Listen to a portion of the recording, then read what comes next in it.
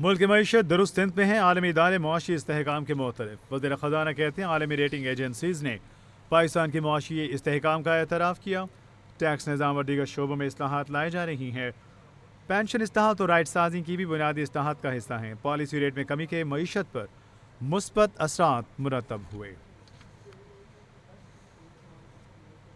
दुरुस्त है और इसके समरात जो हैं वो आपके सामने हैं कि जब स्टेबल एक्सचेंज रेट होता है, फॉरेन एक्सचेंज रिजर्व्स होते हैं, इन्फ्लेशन नीचे आती है, पॉलिसी रेट नीचे आता है, उसके इंडस्ट्री को क्या फ़ायदे होते हैं, जो हमारे इन्वेस्टर्स हैं, more than $4 billion of profit and dividend repatriations.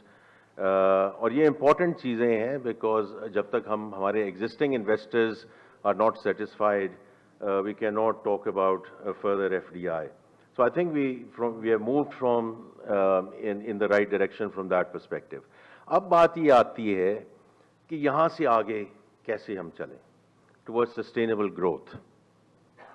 और उसमें जो दो चीज़ें सामने आ रही हैं, एक तो ये है कि जो बूम एंड बस्ट साइकिल्स पिछले कुछ सालों में या even decades we have seen, how do we avoid that as we move towards sustainable and inclusive growth?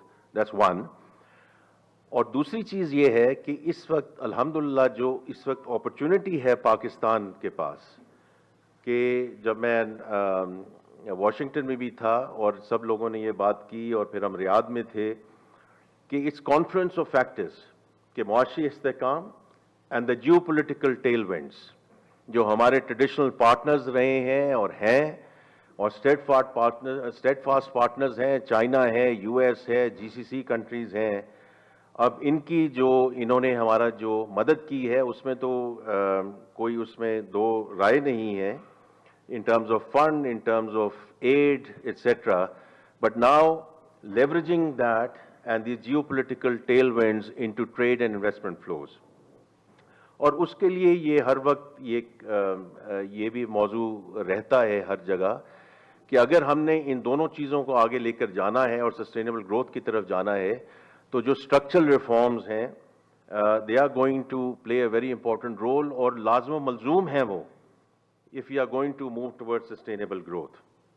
तो इस पे ना कोई दो राय हैं, ना ये बहस तलब बात है, and as we say, we are all in wild agreement.